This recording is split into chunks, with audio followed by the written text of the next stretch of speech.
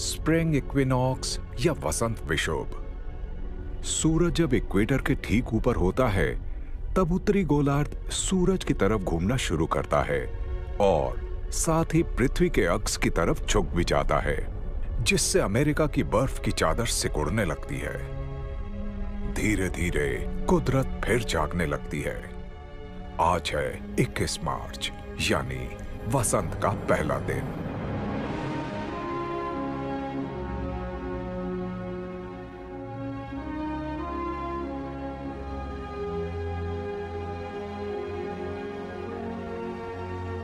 Iowa के उत्तरी पूर्वी कोने में तापमान धीरे धीरे शून्य से ऊपर आ रहा है। लंबी और ठिठुरने वाली सर्दियां अब बीत गई हैं।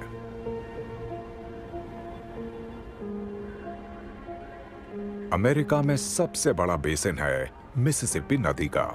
यहां की बर्फ पिघल रही है और इस वजह से यहां जल पक्षी का जमावड़ा हो जाता है। इस विशाल नदी के उथले किनारों पर ये बड़ी तादाद में नजर आते हैं। ये यहां दावत उड़ाने आए हैं। यहां हजारों गिजर्ड शैड मरी पड़ी हैं, एक तरह की हेरिंग मछलियां जो बर्फीली सर्दियों में टिकी नहीं रह पाईं। ठोस बर्फ में इनकी लाश सड़ नहीं पाई है। वसंत में बर्फ पिघलने पर ये सतह पर तैर आई हैं और गल तो जैसे इसी मौके का इंतजार कर रहे थे। पर एक और जीव है जो इस दावत में घुसपैठ करने आ रहा है। सर्दियों के कठिन महीनों के बाद बॉल्ड ईगल भूखे हैं।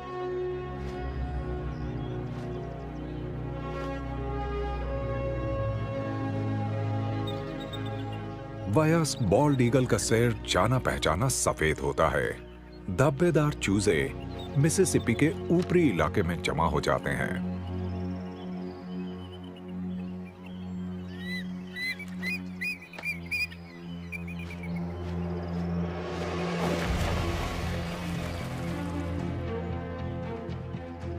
ईगल या गरुड़ नीचे आते हैं और अपने ताकतवर पंजों से मछली पर झपट्टा मारते हैं। मरी हुई शैड को उठाना आसान है।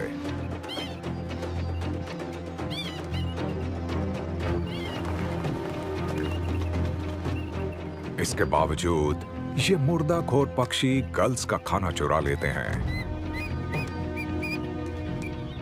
एक दूसरे का भी।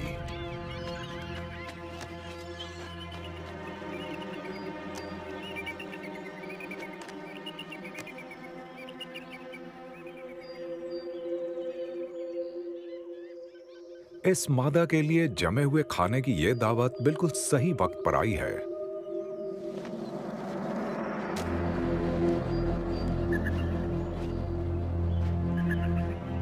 इसे और इसके नर साथी को अपने चूजों का पेट भरना है।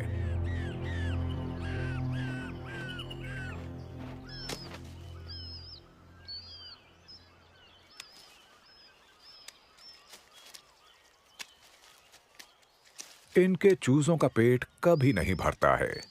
3 हफ्तों में इनका वजन पैदाइश से 20 गुना बढ़ जाता है।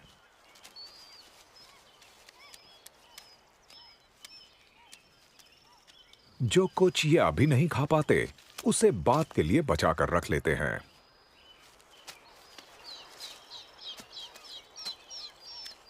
अभी 2 महीनों में ये इतने बड़े और इतने मजबूत बन जाएंगे कि अपने परिवार के इस घोंसले से उड़ान भर सकें।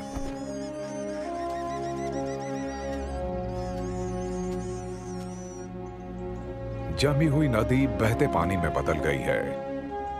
धीरे धीरे गिजर्ड शैड मछलियां खत्म हो जाएंगी, पर फिलहाल तो इनकी दावत उड़ाई जा रही है।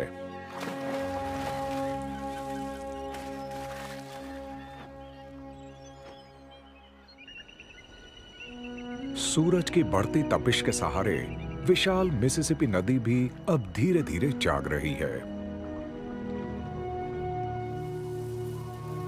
पूरे अमेरिका में कुदरत सर्दियों के लंबे आराम के बाद जाग गई है।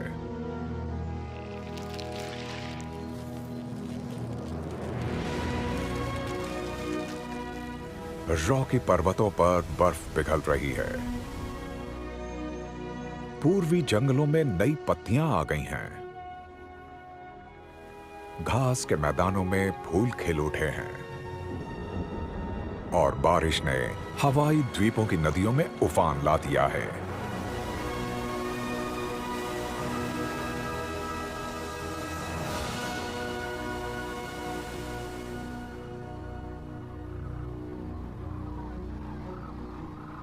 बसंत आने के साथ ही दुनिया में जानवरों का एक सबसे बड़ा प्रवास शुरू हो गया है।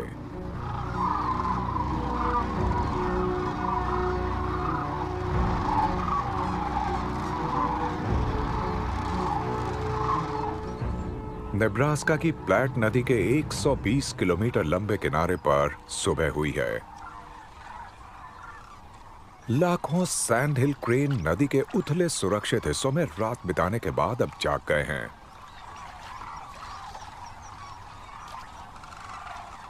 सब ट्रॉपिक्स यानी उप उष्णकटिबंधीय इलाकों से आर्कटिक तक के क्रेन के लंबे सफर में यह एक लोकप्रिय ठिकाना है।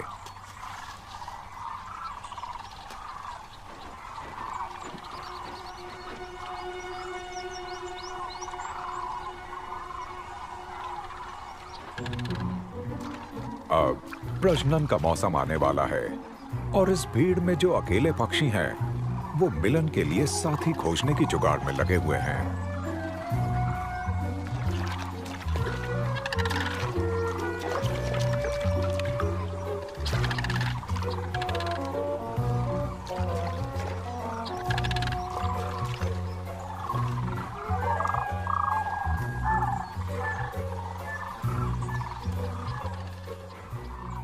जब वो मिलन की तैयारी में नहीं होते तो ये क्रेन आसपास के खेतों में चले आते हैं।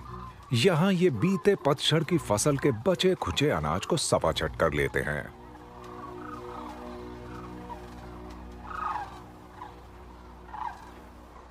नेब्रास्का के आसमान पर सूरज डूब रहा है और क्रेन्स का बड़ा सा झुंड नदी पर वापस आ गया है ताकि रात भर सुस्ता सके। सैंड हिल क्रेन यहां करीब 1 महीना रहेंगे। इसके बाद ये फिर उड़ान भरेंगे। गर्म हवाओं की सवारी करते हुए ये उत्तर की ओर चले जाएंगे।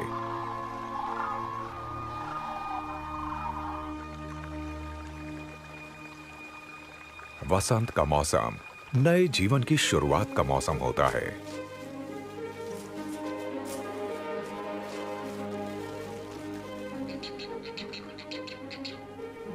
कई जानवर मौसम की शुरुआत में ही बच्चे पैदा कर लेते हैं ताकि सही वक्त पर ये बड़े हो जाएं।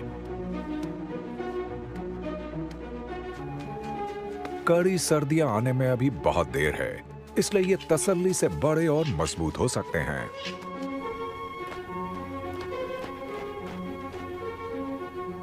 पूरे अमेरिका में माएं अपनी जिंदगी के सबसे व्यस्त दिन बिता रही हैं। बाइसन का ये बछड़ा कल ही पैदा हुआ था।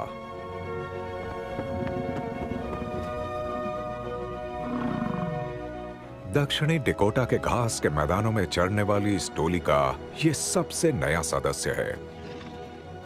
कई सदियों से घास के इस साम्राज्य पर अमेरिकी बाइसन का राज था।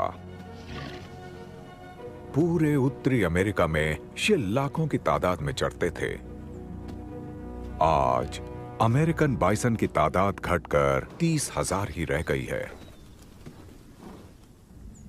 एक दिन का ये बछड़ा उन प्राचीन झुंडों की विरासत को आगे बढ़ा रहा है जो कभी इन घास के मैदानों में घूमा करते थे। वसंत ऋतु की ये खुशी इस पर पूरी तरह से सवार है। हर साल अप्रैल में बछड़ों का पैदा होना शुरू हो जाता है, इसलिए इसके पास खेलने के लिए साथियों की कमी नहीं है। पीछा करने और खेल खेल में लड़ाई में इन्हें बड़ा मजा आता है।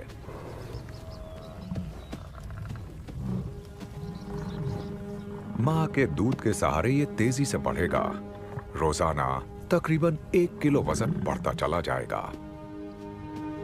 ये अमेरिका के सबसे विशाल जमीनी जानवर बनने के सही रास्ते पर चल रहा है। लेकिन 1000 किलो का होने के लिए इसे लंबा सफर तय करना होगा।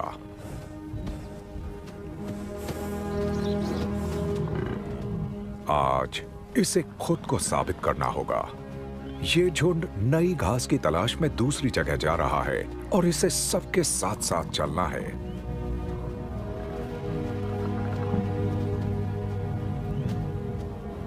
इस खाड़ी को पार करना मां के लिए बहुत आसान है, लेकिन इस नौसिखिए मुसाफिर को थोड़ा तैयार करना होगा।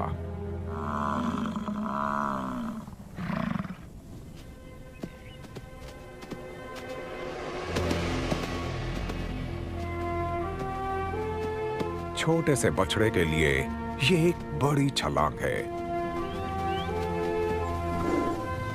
एक एक करके सारे बछड़े पहली परीक्षा में अच्छी तरह कामयाब हो गए हैं। इन्हें अब ताकत और फुर्ती हासिल करनी है ताकि ये अपने पहले सबसे खतरनाक मौसम के पार जा पाएं।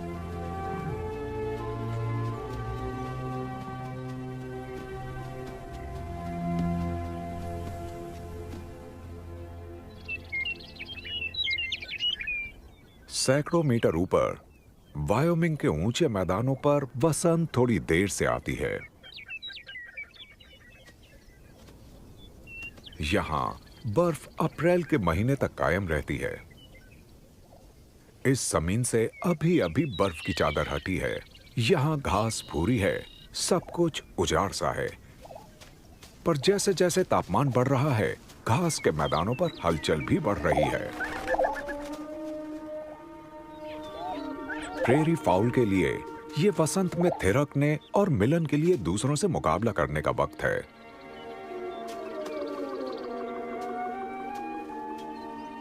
नर ग्रेटर प्रेरी चिकन अपना गला फुला फुला कर और थिरक थिरक कर साथी को लुभाने में लग गए हैं।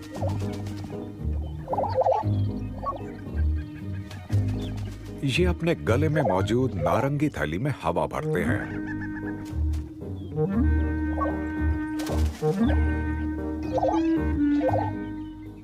और ये आवाज मादा को 2 किलोमीटर दूर से भी खींच ले आती है। सबसे सजीला प्रदर्शन तो ग्रेटर सेज क्राउज करता है। ऐसा लगता है मानो इस नर को अपने सीने से किसी चीज को हटाना है। इसके सीने पर मौजूद 2 विशाल थैलियां जब फूल जाती हैं और थिरकने लगती हैं, ये देखने और सुनने वाला नजारा होता है और मादा ग्राउज खुद को इसे देखने से रोक नहीं पाती।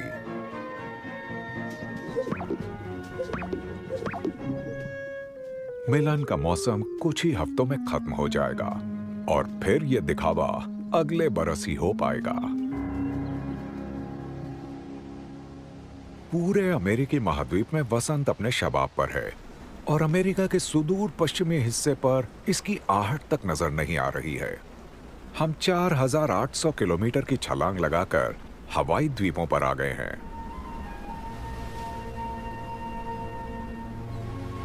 कर्क रेखा के ठीक दक्षिण में मौजूद इन द्वीपों पर मौसम के बदलाव थोड़े से अलग होते हैं। फिर भी वसंत के मौसम में एक प्रवास सबसे ज्यादा जोरों पर होता है।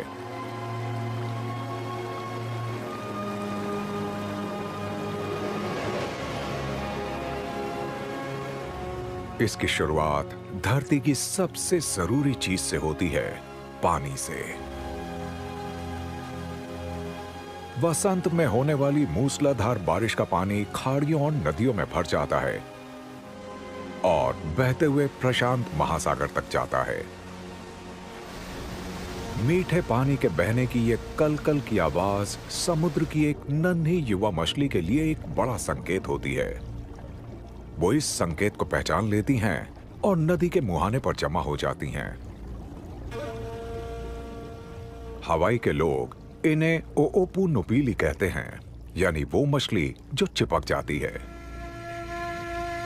6 महीनों तक समुद्र में प्लैंकटन की खुराक के बाद नर और मादा दोनों ही बच्चों से वयस्क होकर ताजे पानी वाले अपने घर में लौट आए हैं, पर इसके लिए एक बदलाव की जरूरत पड़ती है। बस 2 ही दिनों में मीठे पानी के संपर्क से इनके बदन में भारी बदलाव आता है। इन मछलियों के पेट में एक सकर या चूषक होता है जो समुद्री चट्टानों पर चिपक जाता है, पर अब इनका मुंह नीचे की तरफ चला जाता है और ये दूसरे चूषक या सकर का काम करता है। अब ये चढ़ने वाली मछलियां अपने एक बड़े सफर पर निकलने वाली हैं। ऊपर की धाराओं तक पहुंचने के लिए इन्हें सबसे पहले इस झरने पर चढ़ना होगा।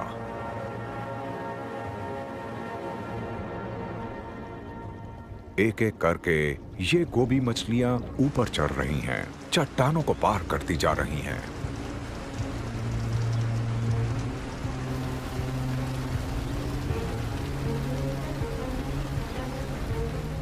ये मादा उन हजारों मछलियों में शामिल है जो अपने मुंह को चट्टान पर चिपका लेती हैं और अपने बदन को ऊपर खींचती हैं ताकि पेट वाला चूषक चिपक जाए। इस तरह ये इंच वर्म की तरह धीरे धीरे ऊपर चढ़ती चली जाती हैं। सही रास्ते का चुनाव बहुत जरूरी होता है। अगर पानी जरूरत से कम हुआ तो वो अपने गलफड़ों से सांस नहीं ले पाएंगी। जरूरत से ज्यादा पानी हुआ तो ये फिर से बहकर समुद्र में चली जाएंगी। अपने इस बदले हुए शरीर के बाद ये खारे पानी में नहीं जी पाएंगी। इस मछली के नीचे इसके जाने कितने साथी हैं जिन्हें पानी बहा कर ले गया है। कुछ ऐसी हैं जिन्हें आगे का रास्ता नहीं दिख रहा है।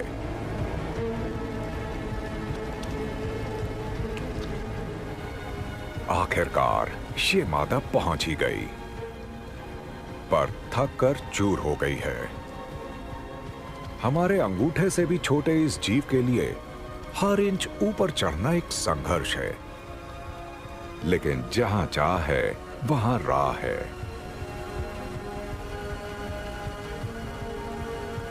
आखिरकार ये मादा झरने पर चढ़ गई और धारा में पहुंच गई है जहां ये खुलकर अपनी जिंदगी जी सकती है।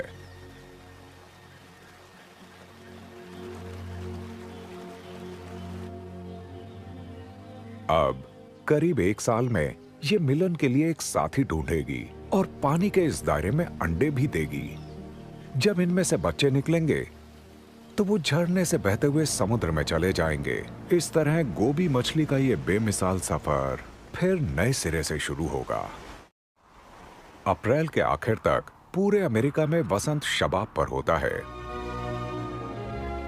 टेक्सास में ब्लू बिल्स की छटा देखते ही बनती है।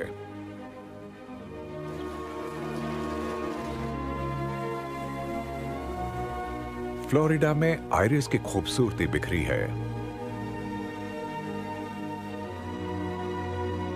रेगिस्तान में भी जंगली फूलों की बहार नजर आ रही है।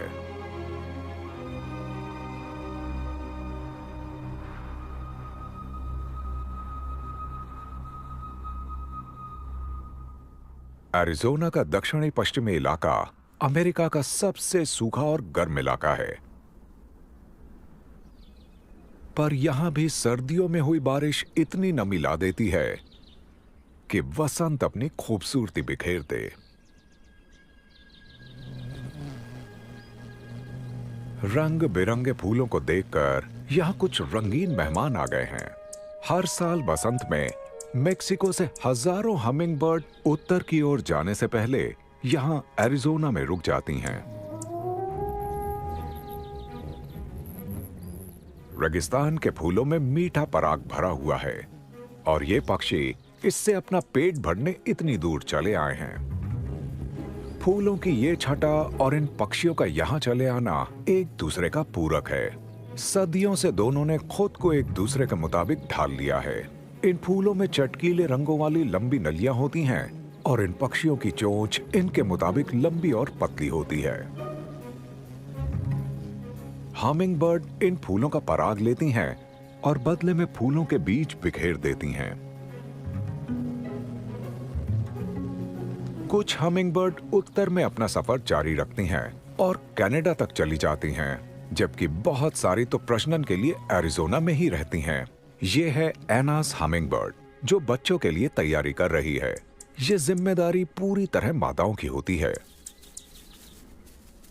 ये रेशेदार बीजों के नरम रेशों से अपना घोंसला बना रही है।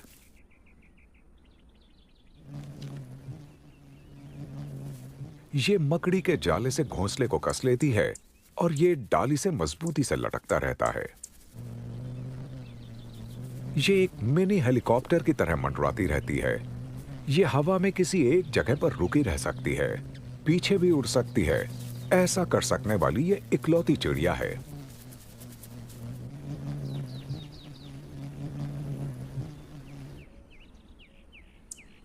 अपना छोटा सा घोंसला तैयार करने में इसे करीब 10 दिन लग जाते हैं। जेली बीन के आकार के 2 अंडों के लिए ये एकदम सही है। अंडों को सेने का काम भी ये अकेले ही करेगी, बस थोड़ी देर के लिए खाना खोजने निकला करेगी। 2 हफ्तों बाद उसकी ये लगन रंग लाई है। अब शुरू होती है असली मेहनत। अपने चूजों का पेट भरना इसके लिए बहुत मशक्कत का काम होता है।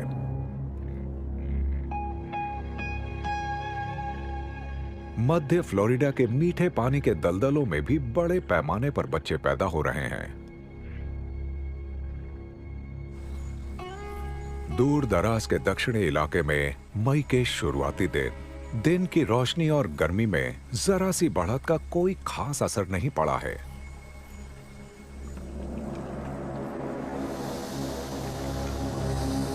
पर इतने से ही एक ड्रैगन की तमन्नाएं मचल उठी हैं।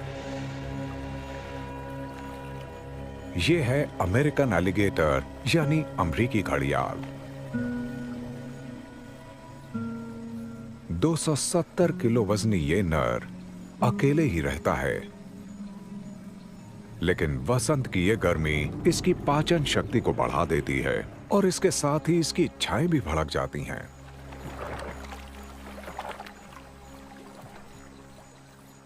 वक्त आ गया है कि ठंडे खून वाले इन शिकारियों की नई पीढ़ी को जन्म दिया जाए।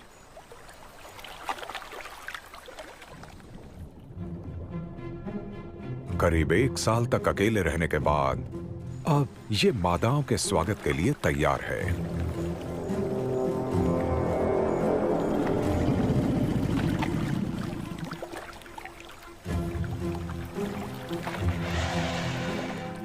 मिलन की उसकी ये पुकार करीब 1 किलोमीटर दूर तक सुनाई देती है।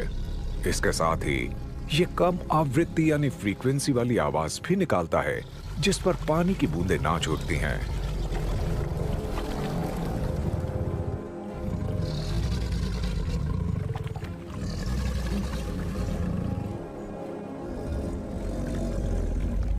इसकी गरज पर यह मादा मर मिटी है।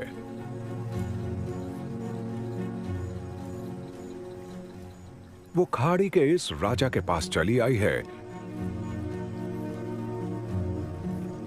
और इसने नजदीकी बढ़ानी शुरू कर दी है।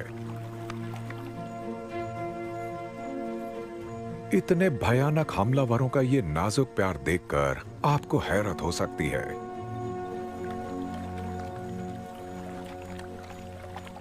इनका ये प्यार कई घंटों तक चलता है, लेकिन मिलन पल भर में खत्म हो जाता है और मादा यहां से रवाना हो जाती है। इस प्यार का नतीजा गर्मियों में सामने आएगा, जब मादा अपने अंडे देने के लिए एक घोंसला बनाएगी। नर एक बार फिर अपनी अकेली जिंदगी में लौट गया है और ये ठीक भी है, क्योंकि ये अपने बच्चों की देखभाल करने की बजाय उन्हें खा जाता है।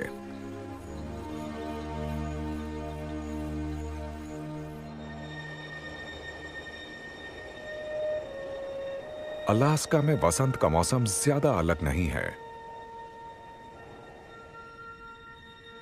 एकदम उत्तरी सिरे के इस राज्य को सर्दियां खत्म होने का इंतजार रहता है। मई का मध्य है और अब समुद्र की बर्फ उत्तरी किनारे पर टूटकर अलग हो रही है। हरियाली का ये मौसम छोटा होता है पर शानदार। अब सूरज दिन में सबसे ज्यादा रोशनी अमेरिका के इसी राज्य में बिखेरता है। बर्फ पिघलते ही जंगली जानवर चले आते हैं। कैरिबू सैकड़ों किलोमीटर की चढ़ाई चढ़कर उत्तर में यहां बच्चे पैदा करने आते हैं। स्नो गीज मेक्सिको से यहां घोंसले बनाने आते हैं। और हम्पबैक व्हेल सर्दियों में हवाई में प्रजनन करने के बाद यहां वापस लौट आती हैं।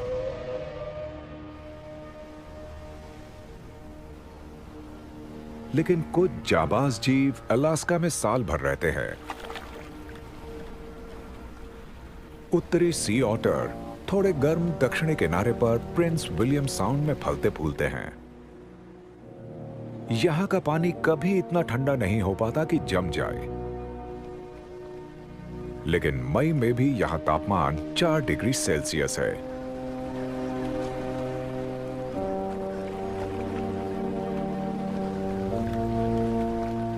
इसे गर्म तो नहीं कहा जा सकता, पर इस बस्ती के नए मेहमानों यानी नन्हे मुन्नों के लिए ये एक आरामदायक नर्सरी है।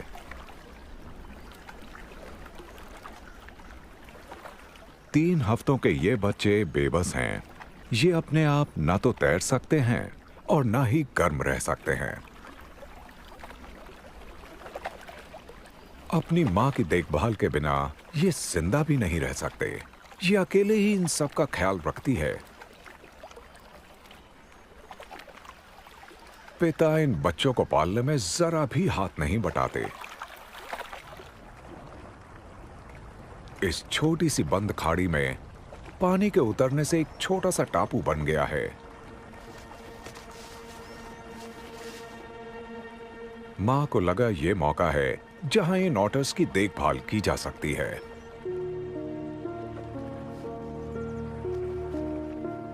इस देखभाल से इन बच्चों के फर में हवा भर जाती है, जिससे ये तैरते रहते हैं और ठंड से भी बचे रहते हैं।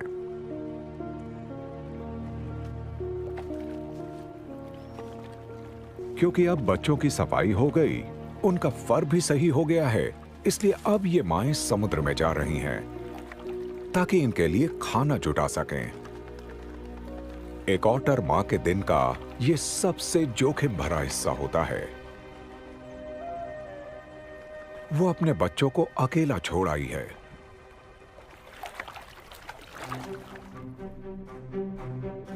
जब तक मां मछलियां पकड़ रही है, ये बच्चे किसी कॉर्क की तरह तैर रहे हैं।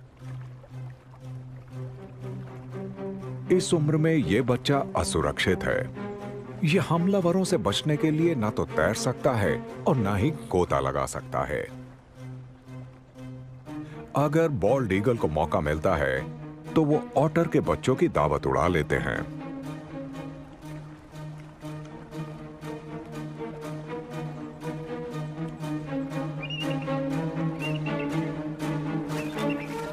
लेकिन ये बच्चा उसके हाथ नहीं आने वाला है।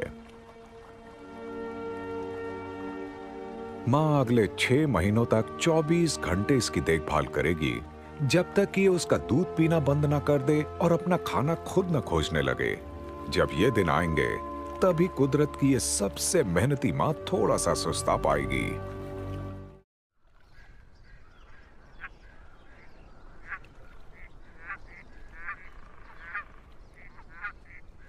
मई बीत रहा है। गर्मियों का सबसे लंबा दिन यानी समर सॉल्स्टिस 1 महीने में आने वाला है। ऊपरी मध्य पूर्व के इस इलाके में तेजी से गर्मी बढ़ रही है। आखिरकार यहां का तापमान 20 डिग्री सेल्सियस से ऊपर चला गया है।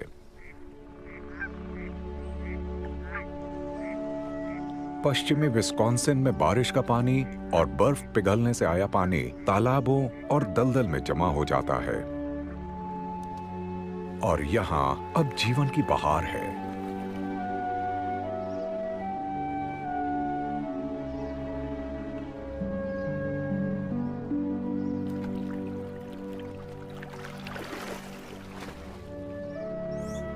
इस जंगल का सबसे जाना पहचाना जीव है ये, जो इसी मौसम में बच्चे पैदा करता है।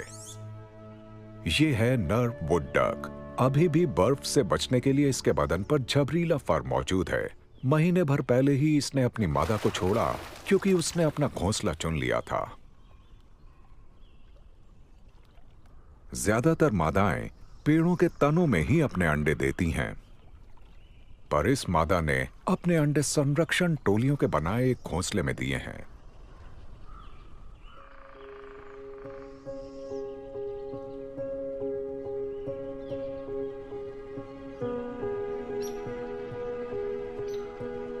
इस आरामदायक घोंसले में माओं के महीने भर अंडे सेने की वजह से अब बस चूजे निकलने ही वाले हैं।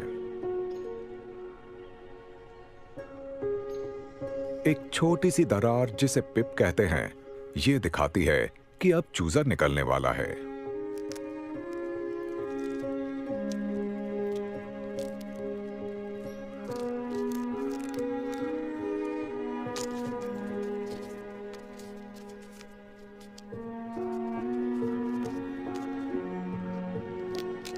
अंडे से बाहर निकलना बड़ा थका देने वाला काम है।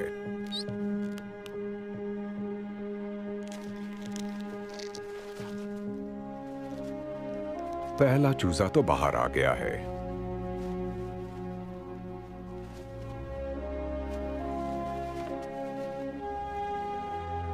अगले 18 घंटों में बाकी चूजे भी बाहर आ जाएंगे, पूरे 7 चूजे।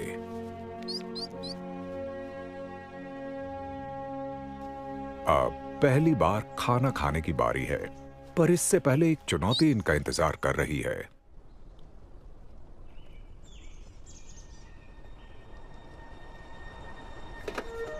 सूरज उगने पर माँ इस इलाके का मुआयना करती है। कहीं आसपास कोई हमलावर तो मौजूद नहीं है। रास्ता साफ है। नाश्ता नीचे उतरकर करना होगा।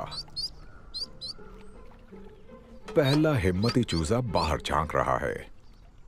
इसने अपने लचीले पैर बाहर कर लिए हैं। बत्तख की एकलौती प्रजाति है जो इतनी तैयारी वाली है। मां खास तरीके से इन्हें पुकारती है और बस चूजा भरोसे पर छलांग लगा देता है। 10 मीटर की छलांग। पर यह इतना हल्का है कि फर्श से भी उछल जाता है, कोई चोट तक नहीं लगती।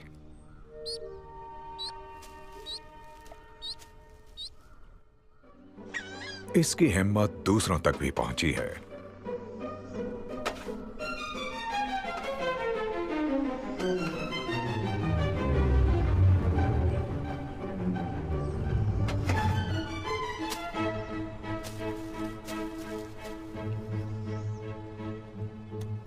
मां इन्हें तालाब का रास्ता दिखा रही है। इनके लिए एक छोटा सा सफर है, लेकिन कुछ वुड डक के घोंसले पानी से करीब 1 किलोमीटर दूर होता है। नए चूजों को अब पहली बार पानी में उतरना है।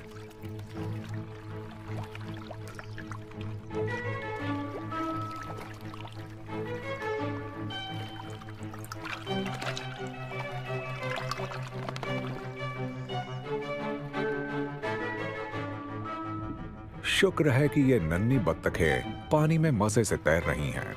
पैदाइश से ही इन्हें तैरना आता है और पता होता है कि क्या खाना है।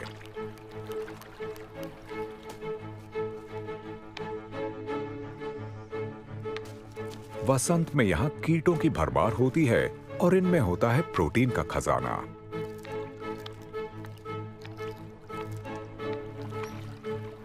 पर इस उम्र में ये आहार श्रृंखला में ज्यादा ऊपर नहीं है। दलदल के कई बाशिंदे ऐसे हैं जो इन नन्ही बत्तखों को साबुत निगल सकते हैं।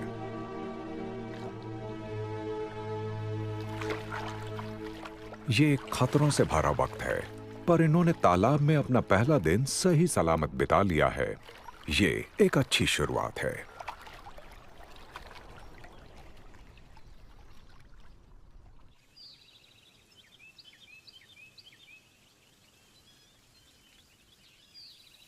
विस्कॉन्सिन के इस तालाब से थोड़ी ही दूरी पर कनाडा की सीमा के पास जंगलों में भालुओं की भरमार है।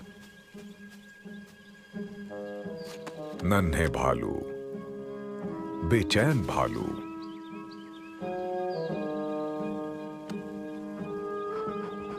ये साल का वो वक्त है जब साल भर के हो चुके इन बच्चों को मां दूर खदेड़ देती है। जाओ, अब अपना पेट खुद भरो। हर काले भालू के बच्चे को जिंदगी में इस मुहिम पर निकलना ही पड़ता है। हालांकि शुरू में काफी बुरा लगता है।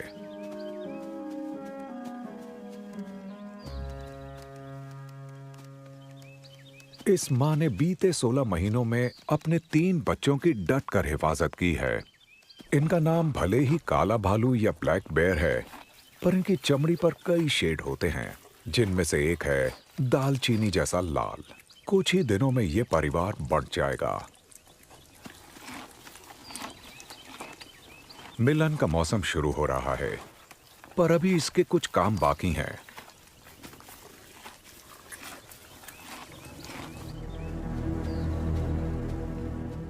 करीब 140 किलो वजनी एक विशाल नर इसके इलाके में घुस आया है।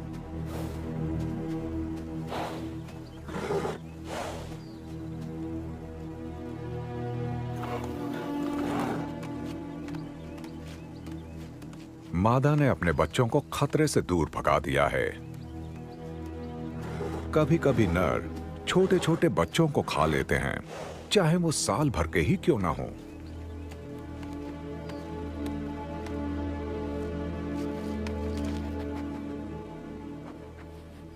भालू को देखते ही मां ने अपने बच्चों को दूर छोड़ दिया है। पर आखिरकार इसका काम हो गया है।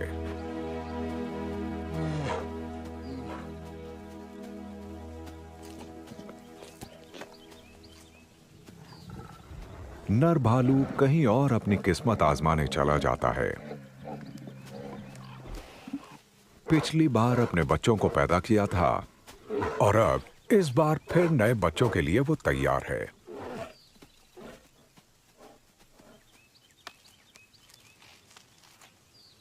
खतरा टल गया है, पर इन बच्चों को नीचे आने की कोई जल्दी नहीं है।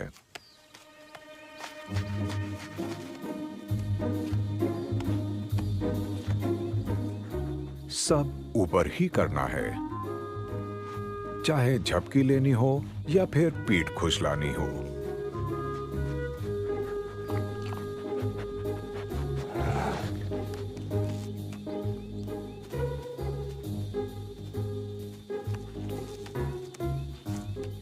एक परिवार के तौर पर ये एक साथ अपने आखिरी दिनों के मजे ले रहे हैं। इसके बाद बच्चों को अपने रास्ते पर चले जाना होगा।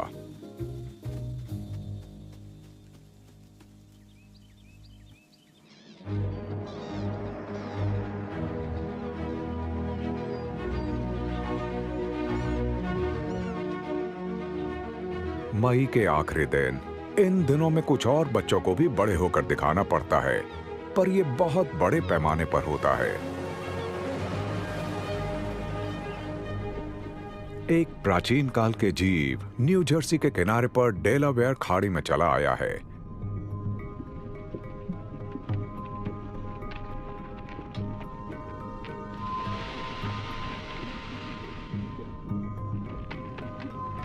ये है एक हॉर्सशू क्रैब, पर असल में ये कोई केकड़ा नहीं है। ये मकड़ियों और बिच्छुओं का रिश्तेदार है। इसके पुरखे पहली बार करीब 45 करोड़ साल पहले नजर आए थे।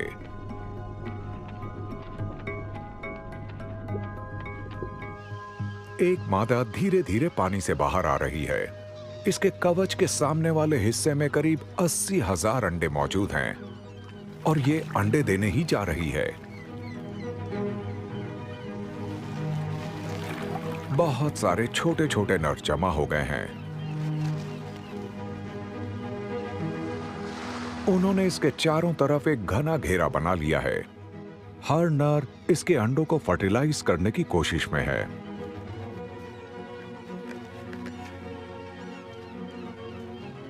इस किनारे पर लाखों केकड़े निकल रहे हैं। ये सब चांद और ज्वार के साथ ताल मिलाकर चल रहा है। अरबों अंडे रेत में जमा हो जाते हैं। ये जो बिखरे हुए अंडे हैं, ये यहाँ के भूखे मुसाफिरों के लिए हरे सोने की तरह हैं। हजारों समुद्री पक्षी उत्तर की ओर जा रहे हैं, ठीक उसी समय जब केकड़े पैदा हो रहे होते हैं।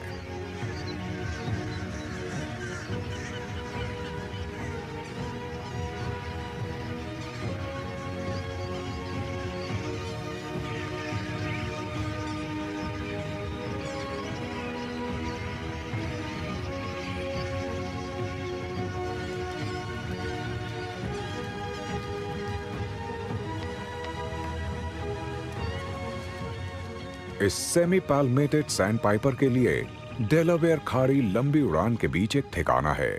ये दक्षिण अमेरिका से उत्तरी कनाडा जा रही है। उत्तर में अपने सफर का आखिरी हिस्सा पूरा करने के लिए इसे अपने वजन का 70% खाना खाना होगा। इसी तरह लंबी उड़ानों वाले दूसरे पक्षी रेड नॉट्स और रडी टर्नस्टोन भी अपना पेट भर रहे हैं।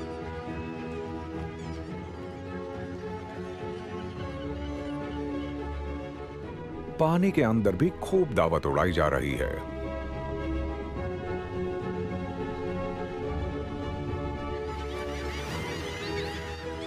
दो हफ्तों में बच्चों की पैदाइश पूरी हो जाती है और वसंत का ये प्राचीन अनुष्ठान खत्म हो जाता है। जून की शुरुआत तक कैलिफोर्निया के सिएरा नवाडा पहाड़ों पर बर्फ तेजी से पिघलने लगती है।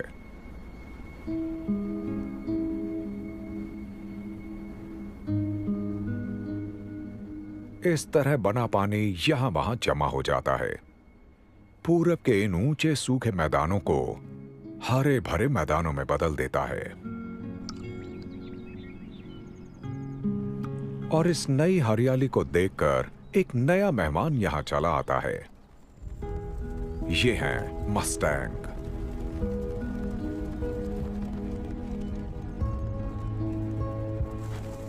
ये जंगली घोड़े पालतू घोड़ों की अगली पीढ़ी के ही हैं। इन्हें यूरोप से सैकड़ों सालों पहले यहां लाया गया था।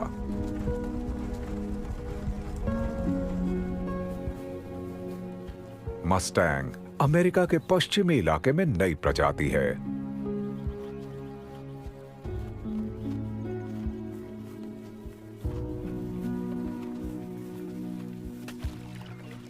ऐसे हर घोड़े को दिन भर में करीब 38 लीटर पानी चाहिए होता है। वसंत में यहां पानी हर जगह मिलता है। अचानक बने दलदलों से लेकर घास के इन ताजा मैदानों तक हर जगह। और इसकी वजह से बच्चों को दूध पिला रही माओं का खूब दूध बनता है।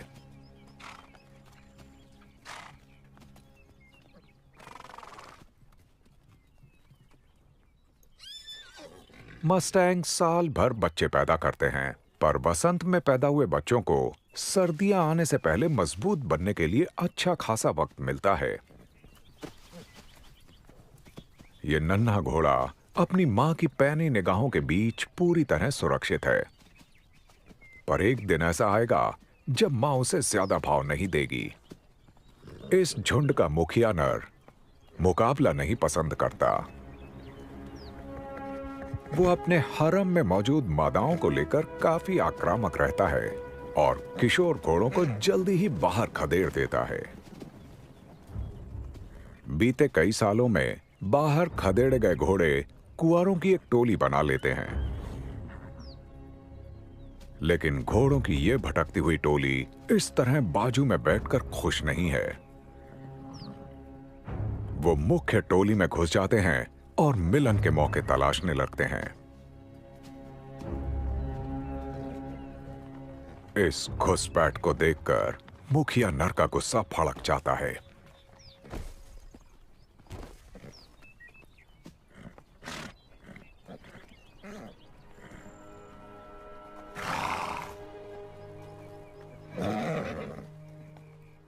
इन कुआरे घोड़ों को मिलन के लिए तैयार मादा के छोड़े केमिकल पहचान में आ जाते हैं।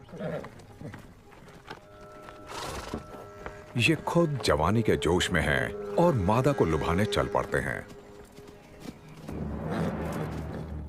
एक घोड़ा मिलन के लिए आगे बढ़ा है।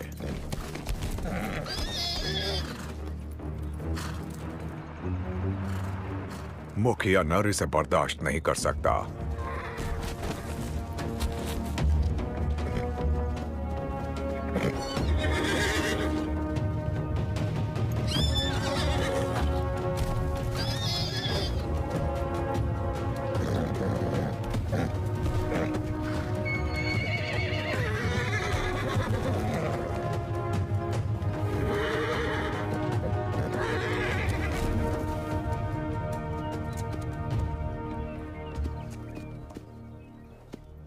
उसने घुसपैठियों को उसकी औकात याद दिला दी है, लेकिन अब मुखिया नर को खबरदार रहना पड़ेगा।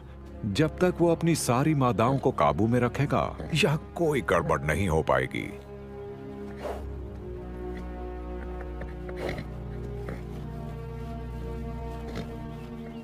फिलहाल अमन चैन है। सारे घोड़े चढ़ने में लग गए हैं।